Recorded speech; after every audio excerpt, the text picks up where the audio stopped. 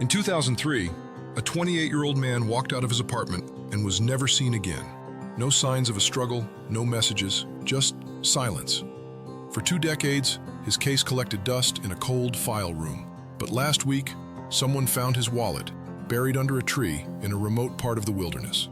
And what was inside might be more disturbing than the disappearance itself. But before we get there, you need to hear the full story. Because if this man was running, it looks like something was chasing him. David Lemont wasn't the kind of person you'd expect to vanish. He was reliable, predictable even, 30 minutes early to everything, lived in a 1-bedroom apartment in Bismarck, North Dakota, worked as a systems analyst at a local insurance company. He had no criminal record, no history of mental illness, and no known enemies. His co-workers called him the human calendar. Everything was scheduled, routine, safe. On Tuesday, October 14th, 2003, David followed his usual pattern. Left work at exactly 5:47 p.m. Surveillance caught him at the gas station on Main Street 10 minutes later, filling up his tank and buying a coffee. The clerk said David seemed calm, quiet, polite, nothing out of the ordinary. That was the last confirmed sighting. He never made it home. His car was gone. His phone went offline around 7 p.m.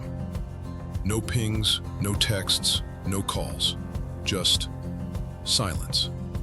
By Thursday, when he didn't show up for work, a wellness check was requested.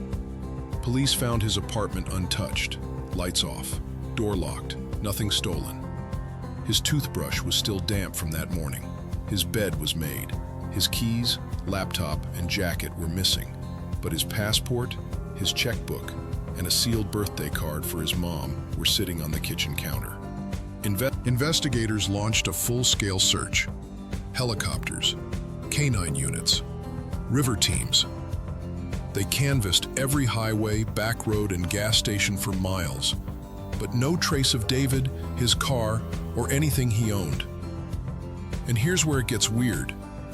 The only ATM withdrawal David made that week was on Monday, the day before he vanished. Just $60. That money was never spent. His bank accounts remained frozen from that point on. Some believed he had a breakdown and ran, but David wasn't the type to vanish quietly. He still had thousands in savings, unused credit cards, and no known pressure in his life.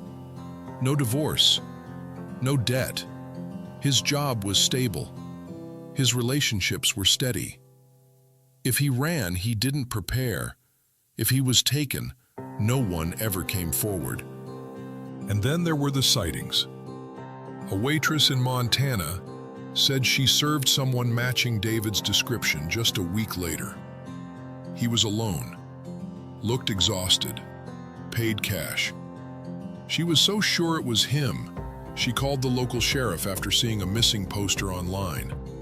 Nothing came of it. A man in Idaho said he saw someone resembling David sleeping in a car at a rest stop, but the plate didn't match. Police investigated all of it. No lead stuck. His mom believed someone had taken him. She said David had been acting strange in the weeks before he vanished. She recalled a phone call just 10 days earlier where David whispered, "If anything happens to me, it wasn't an accident." She thought he was joking, but it was the last long conversation they ever had. A Reddit thread years later would stir the pot again. Someone claiming to be a former co-worker posted anonymously that David had been working on sensitive software related to state surveillance contracts. Nothing classified, but close enough to attract attention. The post disappeared within hours. No username traceable. Over the years, David's story faded into urban legend. Locals would tell new hires at the insurance company, "Whatever you do, don't take the David shift." It became a ghost story. Until now. On July 5th, 2025, just last week, a hiker named Claire was exploring a remote section of Theodore Roosevelt National Park. She'd taken a detour off the official trail to photograph a fallen tree she thought looked like a deer's antlers. As she stepped over a gnarled root system, her foot hit something hard. she brushed away the dirt and pulled out a weather-worn, cracked leather wallet.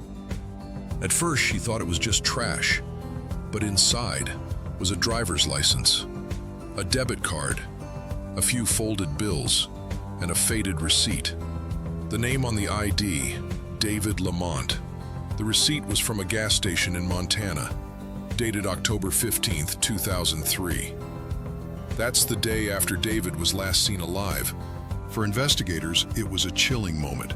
After 21 years, a physical trace of David had finally resurfaced, not near his home, not even in his state, but buried under a tree in the wilderness, 160 miles west of Bismarck. The receipt's gas station had been torn down in 2009. No security footage remained. The debit card hadn't been used. The license was real. It matched the ID number from the original police report. Everything in the wallet was intact, but there were no fingerprints, not even David's, almost as if it had been cleaned. Detectives reopened the case immediately. They brought in forensic soil analysts, scent tracking dogs, and environmental teams. But there was nothing else at the site. No bones, no clothing, no personal items, just the wallet. Now the questions start all over again. Was David alive on October 15th? Did he flee to Montana after the sighting in Bismarck? Was someone with him? Or was that receipt planted? And if so, by who? One theory suggests David ran, fast and panicked, from something bigger than anyone suspected. Maybe he found something he wasn't supposed to. Maybe he told the wrong person. But if he made it all the way to Montana, how did he end up dead in a park hundreds of miles away, with nothing but a buried wallet? Another theory? He was taken. Someone kept him alive for a short time, then got rid of him. The wallet could have been tossed in the woods to throw off investigators, or maybe to taunt them. And there's one more theory, the eerie one, that David made it to that gas station, realized he was being followed, and chose to disappear for good. Changed his name, vanished into the system.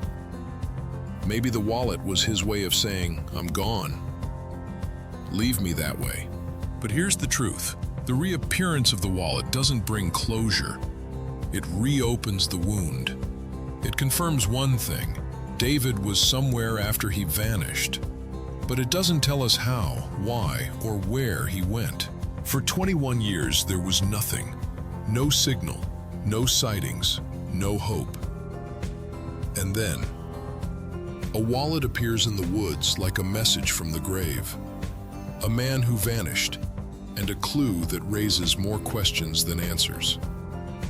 So, where is David Lemont? If he's alive, why hasn't he come forward? And if he's not, who left his wallet where it would be found now? Is it coincidence, or is someone trying to say something? The truth is, some disappearances don't end with a body or a headline. Sometimes they just echo. A license in the dirt, a receipt from a town that no longer exists, a whisper through the trees that says, "You're not supposed to know." Thanks for watching. If this mystery gave you chills, hit subscribe. We've got more real-life vanishings, strange reappearances, and stories that never got answers coming soon.